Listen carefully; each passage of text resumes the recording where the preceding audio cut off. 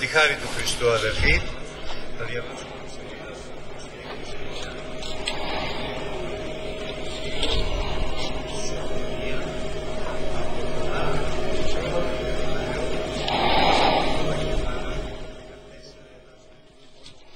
Nous allons lire du livre de Sophonie, chapitre 1 et verset 14.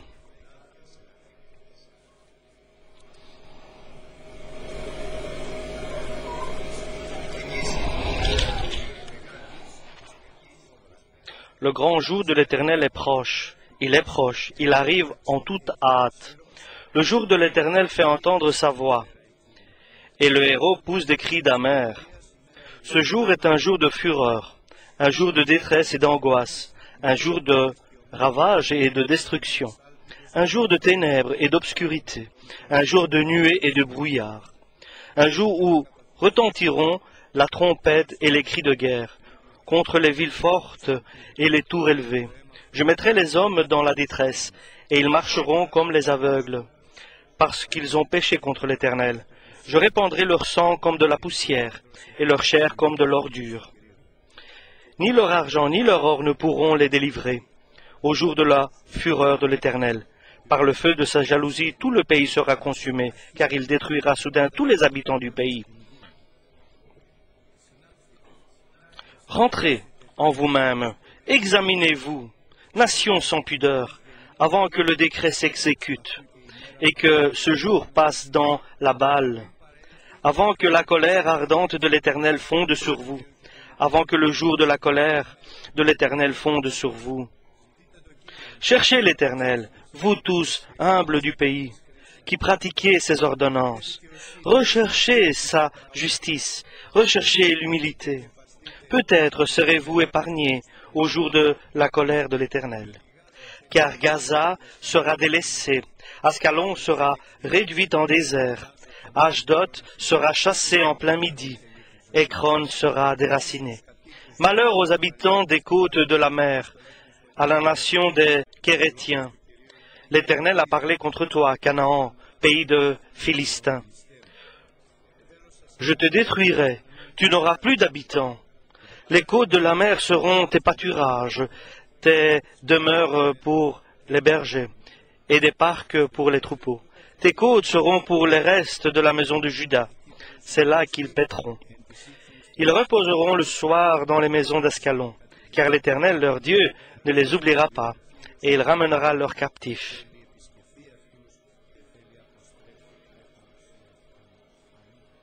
Amen. Sophonie, serviteur de Dieu, il est de Dieu donc, une personne de Dieu. Cette époque-là, le roi Iosias, ça veut dire que le Seigneur protège, et la situation du peuple d'Israël était exécrable. Et le Seigneur avait profité par le prophète Sophonie. Il y aura beaucoup de malheurs qui vont arriver sur le peuple élu de Dieu de cette époque-là. Donc, c'est-à-dire pour aujourd'hui l'Église de Christ, parce qu'ils n'ont pas mis en pratique la volonté de Dieu et ils ont abandonné et ils se sont éloignés de la présence de Dieu. Et troisièmement, ils sont arrivés au moment à l'instant même de faire des sacrifices à d'autres dieux. Ce sont les trois caractéristiques qui ont fait à Dieu agir de la sorte,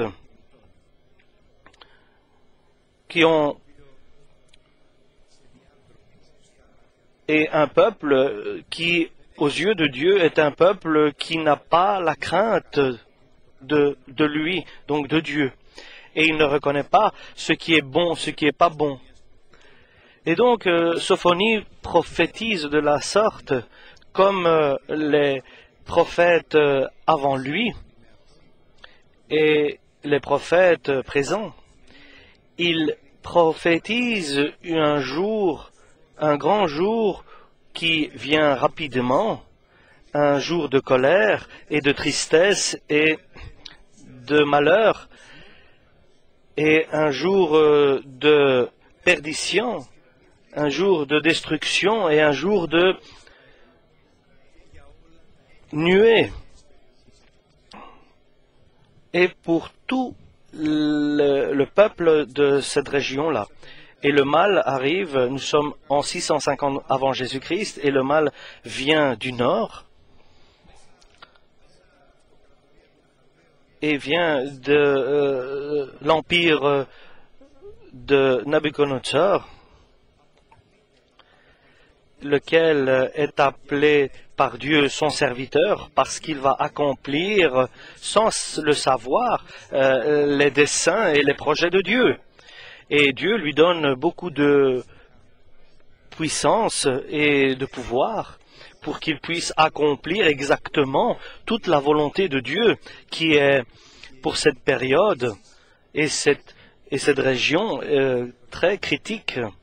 Et bien sûr, la colère de Dieu va être accomplie, exécutée par Nabuchodonosor. Dieu aime ses enfants et il leur donne un dernier message qui vient du ciel par le prophète de Dieu, et l'exception dans le mal, parce que, chers frères et sœurs, dans chaque malheur sur la terre qu'il y a, et d'incrédulité et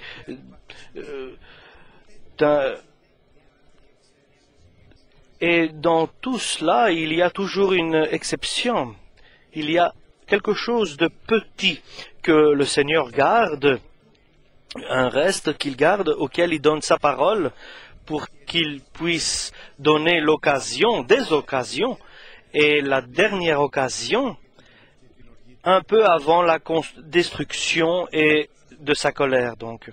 Et il utilise ici le prophète Sophonie. Sophonie vit dans cet entourage, et il est accusé, il est maltraité par son entourage, il est menacé par son entourage, on dit du mal de lui, et il est prêt à faire totalement ce que le Seigneur lui ordonne et l'envoie à faire. Et notre message aujourd'hui, je pense, ce n'est pas Sophonie, mais c'est le message de Sophonie qui en vérité est le message de Dieu. Le choix de Dieu pour Sophonie, vers Sophonie, et son nom est une caractéristique de la protection à ce mal qui vient seulement de Dieu, le mal qui vient. Et je le répète, à chaque malheur, quoi qu'il soit petit ou grand, et toujours dans les temps difficiles et durs, il y a toujours un message de salut, et toujours il y a une totale protection de Dieu pour ceux qui vont accomplir ce message. Ceux qui vont écouter avec attention le message de Dieu comme un message divin, et à eux qui vont accepter, puisqu'ils vont comprendre le message de Dieu comme un ordre divin.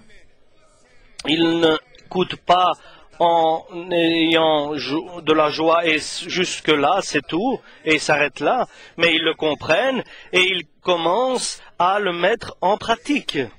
Ils exécutent la volonté de Dieu. Et la volonté de Dieu est simple. Les désirs de Dieu est simple, mais elle est totale vers la soumission à Dieu. Notre message de Dieu est pour nous, pour les mauvais temps, les temps difficiles qui arrivent, et beaucoup de personnes sont dans l'inquiétude, d'autres ne le voient pas, sont insouciants dans leur richesse, mais le mal arrive. Et ici, je vais faire une parenthèse pour notre patrie, pour la Grèce et pour toute l'Europe et pour tout le monde. Les choses ne sont pas bien. Et nous devons mettre cela bien dans notre cœur, pas pour que nous fassions des efforts pour nous protéger, mais nous mettre sous la protection de Dieu.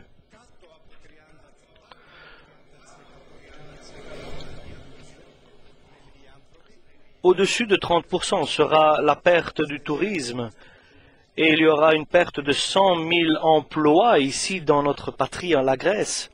Et au-dessus de 70%, 70%, il y aura des pertes dans la marine, ceux qui travaillent dans la marine.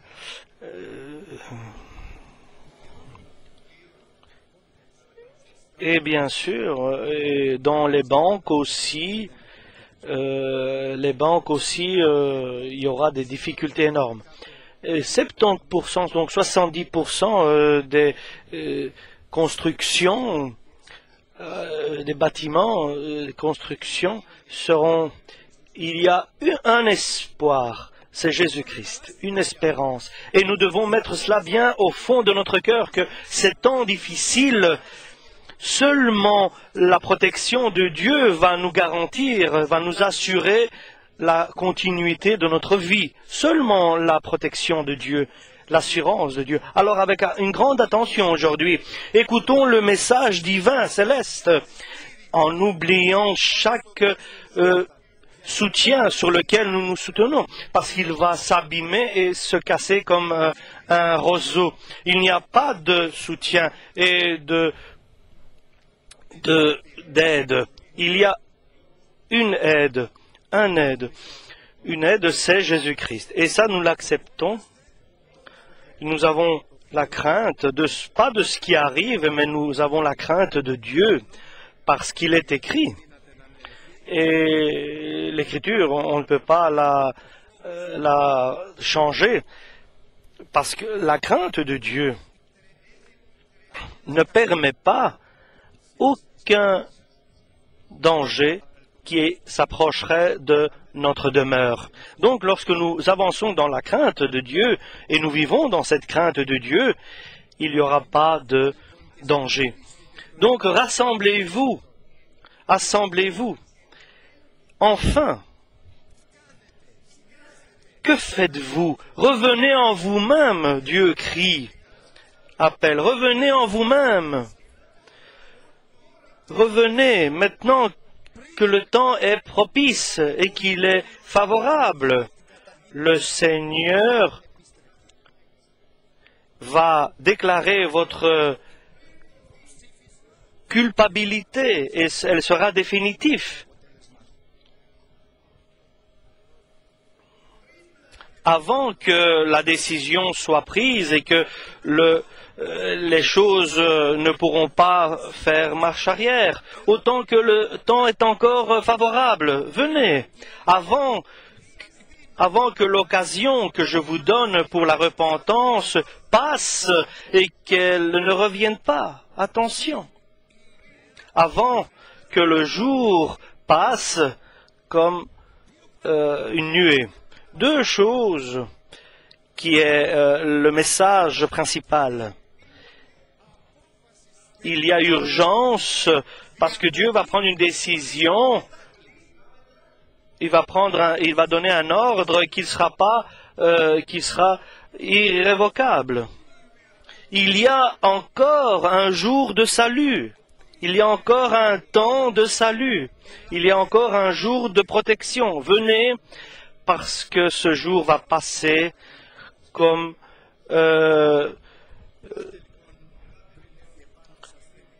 la paille qui est entraînée par le vent.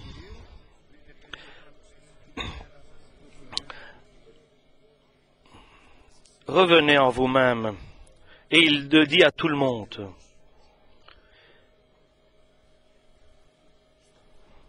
Revenez.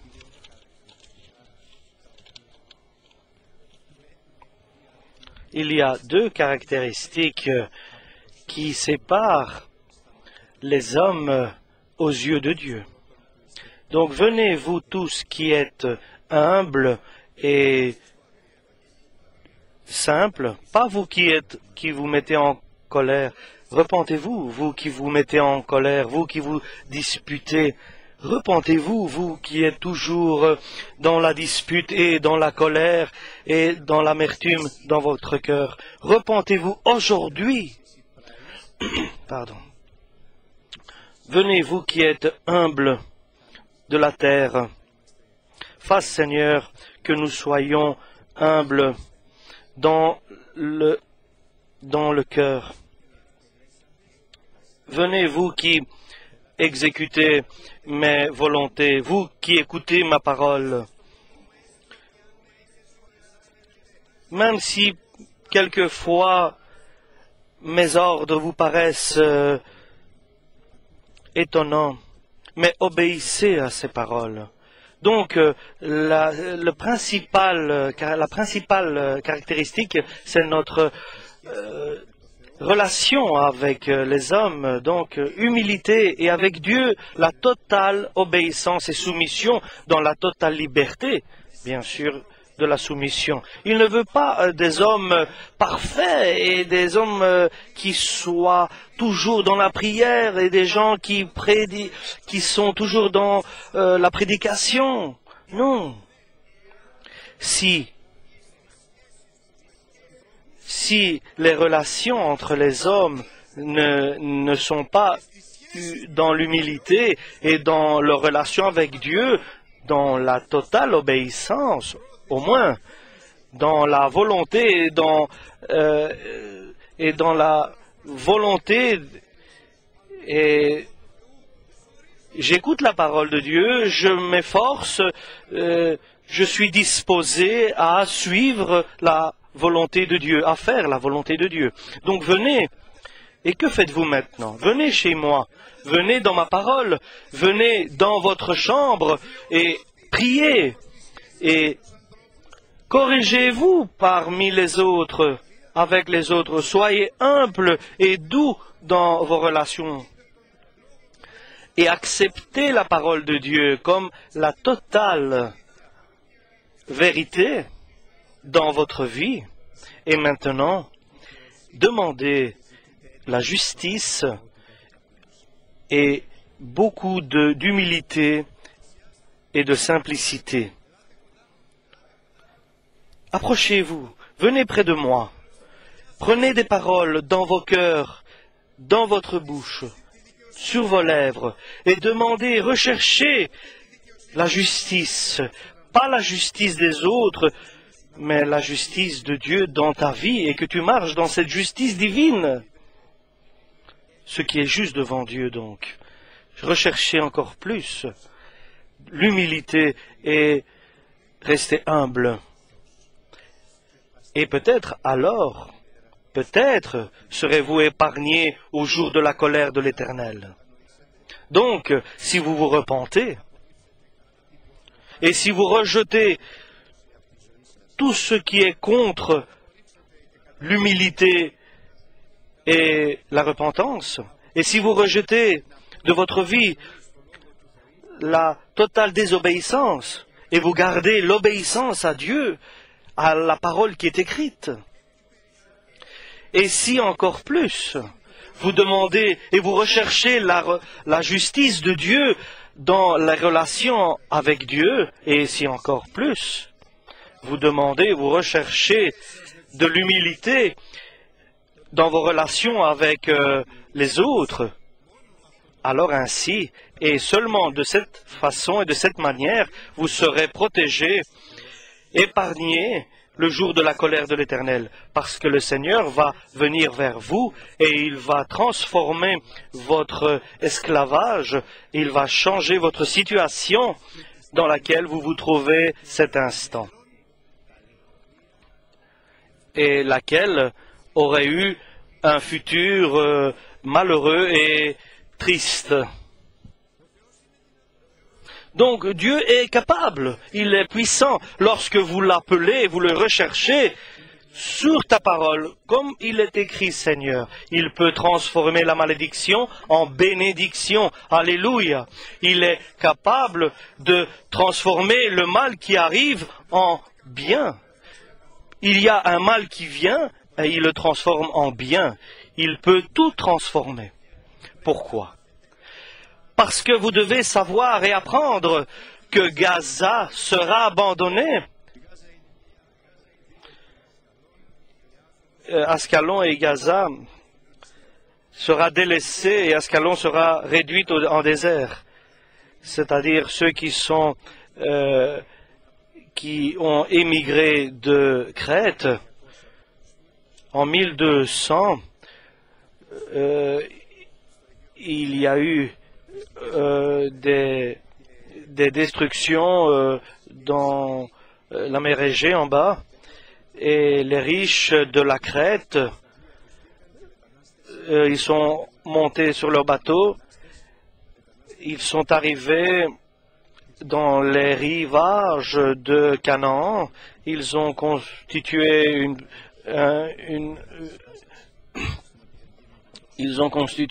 communauté. Pardon. Bien sûr, cela nous ne sommes pas pour juger les situations qui se passent au Moyen-Orient. Et bien sûr, ce sont des événements tragiques et difficiles. Il est écrit pour toujours. Gaza sera délaissé, Escalon sera réduite en désert.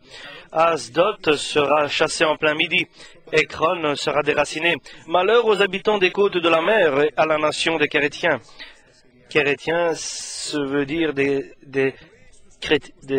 Crétois. L'Éternel a parlé contre toi, Canaan, pays des Philistins. Et je détruirai, tu n'auras plus d'habitants.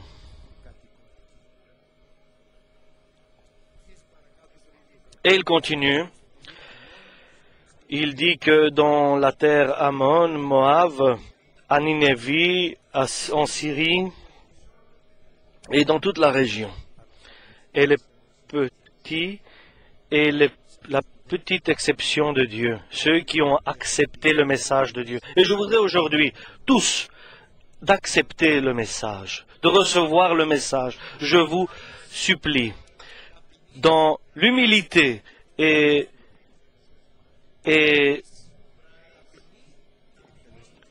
donc être humble et mettre en pratique la volonté de Dieu, accomplir la volonté de Dieu. Pour plus de justice à la volonté de Dieu et pour une plus grande humilité et